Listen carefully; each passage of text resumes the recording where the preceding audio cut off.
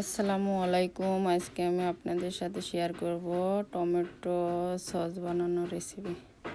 এতে প্রথমে টমেটোগুলো কেটে নিচ্ছি, এখন চুলায় দিয়ে টমেটোগুলো সিদ্ধ করে নিব।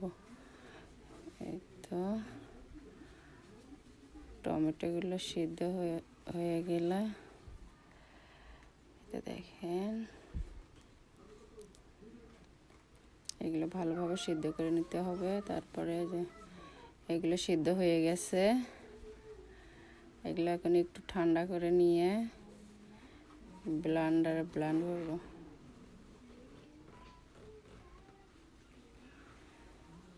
এই তো এগুলো এখন ঠান্ডা করতেছি, এবার ব্লেন্ড করার। এই তো এখন ব্লেন্ডারে যার ভিতর তুলতেছি, এখন এগুলো ব্লেন্ডার।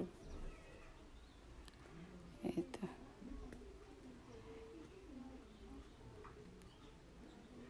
এভাবে ব্লেন্ড করে নিয়ে সেঁকে নিতে হবে।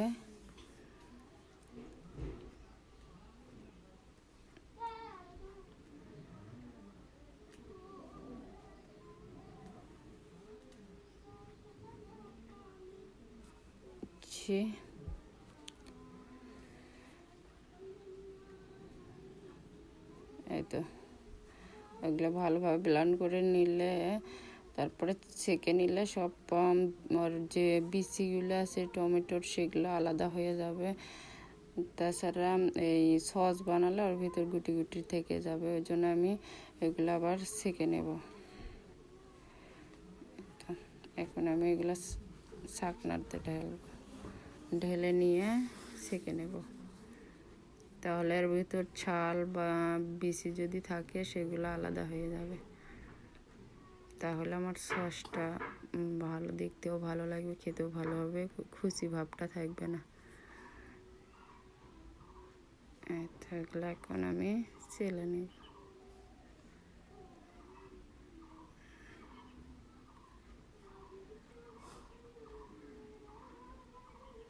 একটা চামচের সাহায্যে এটাকে নেড়ে চেড়ে চেলে নিতে হবে।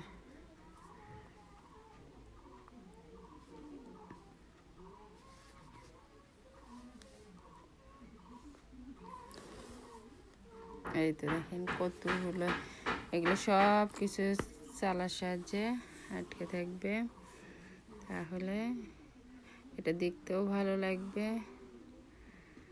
খেতেও ভালো লাগবে। এগুলো এখন চুলায় একটা ফ্রাই প্যান দিয়ে ওর ভিতর দিচ্ছি। এই তো দিয়ে দিলাম সবগুলো।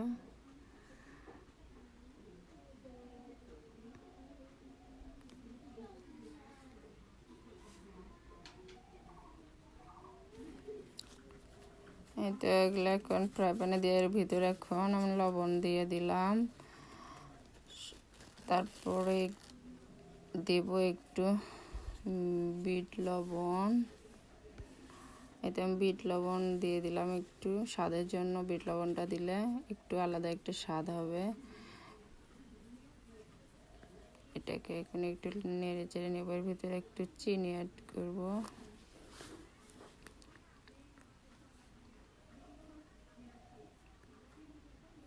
এটাকে নেড়ে চেড়ে নিচ্ছি। ভিনেগার দিয়ে দিলাম।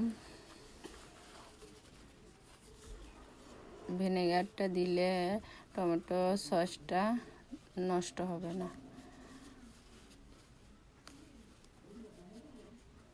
এটা ভিনেগার দিয়ে একটু নাড়াচাড়া করতেছি।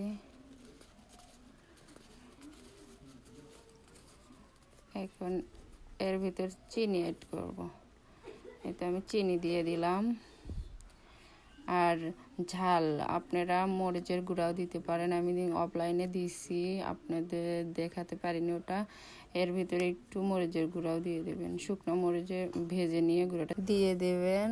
এবার দেখেন আমার সসটা হয়ে গেছে। এই তো আজকের ভিডিও এই পর্যন্তই। এই তো আল্লাহ হাফেজ।